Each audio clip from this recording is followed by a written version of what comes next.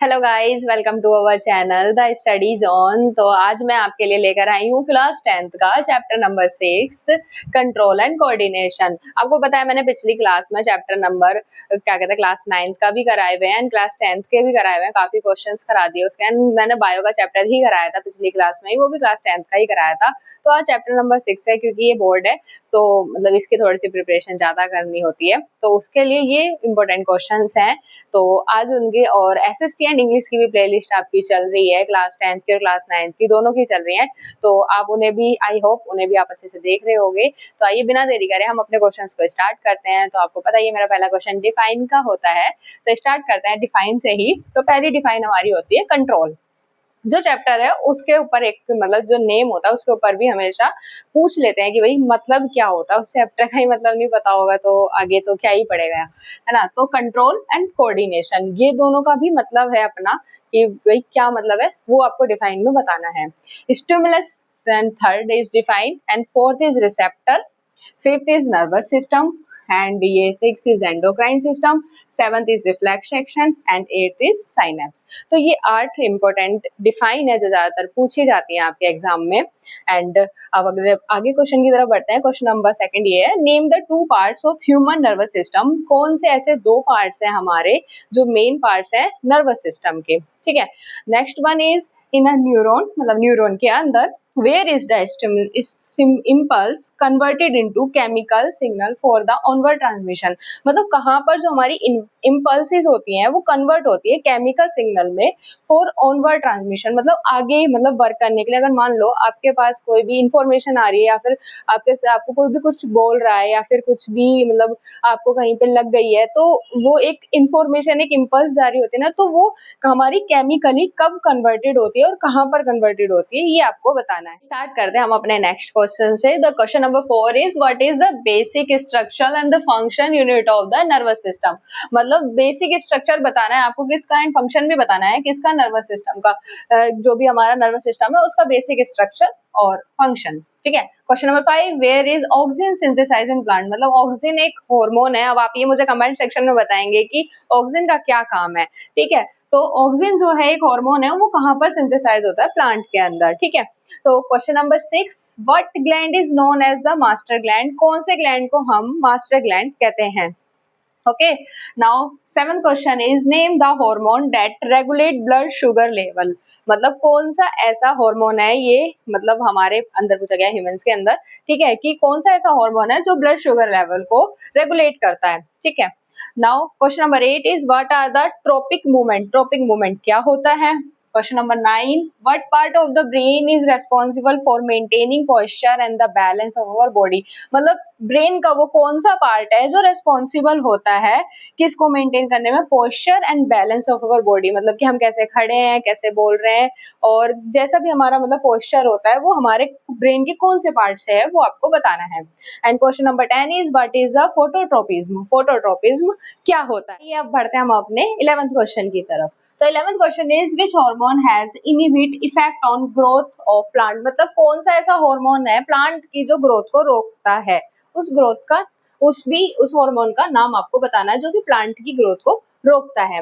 Next is 12th is what are the components of central nervous system. क्या components होते हैं central nervous system के। And 13th question is what happen at synapse. मतलब क्या होता है साइनेप्स पे जब 2 न्यूरॉन्स के बीच में। तो साइनेप्स आपने अगर देखा होगा, न्यूरॉन का अगर डायग्राम आपने अच्छे से पढ़ा होगा तो उसमें देखा होगा कि साइनेप्स होता है, ठीक है। तो साइनेप्स में मतलब क्या होता है, जब 2 न्यूरॉन आपस में जुड़ते हैं तो साइनेप्स पर क्या चीज मतलब हैपन, मतलब क्या होता है उसके ऊपर, तो ये आपको बताना है। Next question number 14 is draw a label diagram of neuron. Neuron का लेबल डायग्राम आपको बनाना है जो कि हर बार पूछा जाता है, इंपॉर्टेंट है बहुत ज्यादा एग्जाम के लिए, ठीक है।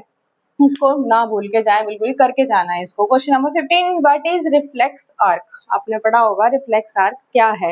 And explain with the help of flow chart. इसको फ्लो चार्ट की मदद से आपको एक्सप्लेन करना है। आपकी बुक में भी दे रखा है, एनसीईआरटी की बुक में भी दे रखा है, आप वहां से भी इसको अच्छे से पढ़े। अगर नहीं आपको पता है तो आप मुझे कमेंट सेक्शन में बताएं, मैं आपको बता दूंगी। Okay, question number 16 is what is the cause of diabetes, मतलब डायबिटीज किसके कारण, मतलब क्या है इसका कॉज, क्या है वो आपको बताना है। डायबिटीज पता ही होगा, शुगर को कहते हैं। How it can be control, मतलब इसको कैसे कंट्रोल किया जाता है। And question number 17, what are the sensory and the motor neurons, मतलब सेंसरी एंड मोटर न्यूरॉन्स क्या है आपको बताना है। राइट देयर फंक्शन, और उनके फंक्शन भी आपको लिखने हैं। Question number 18, what is abscisic acid called as stress hormone. अब ये आपको पता है, ये जो है ना, ये एबिस्कस एसिड जो मैंने लिखा है, ये स्ट्रेस हार्मोन होता है, वो भी प्लांट के अंदर होता है। तो आपको बताना है कि वो क्यों उसको बोलते हैं, क्योंकि इस टाइम पर मतलब, चलो ये आप बताएंगे मुझे कमेंट सेक्शन में कि क्यों बोलते हैं, रीजन आपको बताना है कि एबिस्कस एसिड को स्ट्रेस हार्मोन क्यों कहते हैं। आइए बढ़ते हैं हम अपने नेक्स्ट क्वेश्चन की तरफ। तो question number 19 is list 2 different function performed by pancreas. ये सीबीएसई 2019 में आया था, मतलब कि आपको पेनक्रियास एक ग्लैंड होता है, मतलब उसके आपको 2 डिफरेंट फंक्शंस आपको बताने हैं कि भाई क्या है, क्या फंक्शन वो परफॉर्म करता है, तो आपको बताना है। Question number 20 is what are the plant hormone, plant के हार्मोन क्या होते हैं वो आपको बताइए। 2 तो मैंने आपको वीडियोस में बता दी है, ठीक है। Name the part the plant hormone that promote the growth in plant. बस एक चीज की, देखो 2 हार्मोन होता है प्लांट्स में, एक जो क्या कहते हैं ग्रोथ को बढ़ाते हैं और एक ग्रोथ को रोकते हैं, ठीक है। तो वो आपको कौन से वाले बताते हैं, जो प्रमोट करते हैं, मतलब जो ग्रोथ को उसके बढ़ाते हैं। तो उन प्लांट्स के, मतलब प्लांट के हार्मोन के नाम लिखना है जो कि मतलब किसी भी ग्रोथ को बढ़ाएंगे, मतलब प्लांट की ग्रोथ को बढ़ाएंगे, उनके नाम लिखना। इनहिबिट करते हैं उनका नाम नहीं लिखना है, ठीक है, याद रखना। Question number 21 is what which hormone is known as emergency hormone, मतलब कौन से हार्मोन को हम इमरजेंसी हार्मोन के नाम से जानते हैं। एंड इन अवर बॉडी, हमारी बॉडी के अंदर, how it help in coping during emergency, और हमारी ये कैसे मदद करेगा अगर इमरजेंसी हमारे ऊपर एकदम से आ गई, तो भाई कैसे ये रोल मतलब प्ले करेगा हमारी बॉडी के अंदर, आपको ये बताना है। Now question number 22 and last question है इसका चैप्टर का। Trace the sequence of event which occur when a bright light is focused on our eyes, मतलब क्या होता है कि जब कोई भी आपकी आंखों में ब्राइट लाइट को मतलब एकदम से डालेगा या फिर मार देगा, तो क्या होगा, मतलब कौन सा एक इवेंट आपकी आंखों में मतलब होगा या आपकी बॉडी के ऊपर होगा, वो आपको मतलब बताना है, सीक्वेंस में बताना है कि कैसे होगा। ये आपके सीबीएसई 2019 में पूछा गया क्वेश्चन है। तो ये 22 क्वेश्चंस हैं आपके, जो मतलब प्रीवियस ईयर के हैं और सपोर्ट मटेरियल से लिए गए हैं कुछ क्वेश्चंस। ओके, तो ये वो सारे क्वेश्चन है और ये बहुत ज्यादा इंपॉर्टेंट है, और आई होप आपको ये भी वीडियो बहुत अच्छी लगी होगी। बट एक चीज आपको सीबीएसई के मतलब अगर क्रैक करना है सही से, तो आपको एनसीईआरटी को बिल्कुल नहीं भूल के जाना है, क्योंकि ये मोस्ट इंपॉर्टेंट है। अगर आप एनसीईआरटी के क्वेश्चन को भूल के जा रहे हैं तो ये बहुत बड़ी गलती कर रहे हैं, ठीक है। एनसीईआरटी, मैं आपको हमेशा हर वीडियो में कहती हूँ कि एनसीईआरटी के क्वेश्चंस को नहीं छोड़ना है।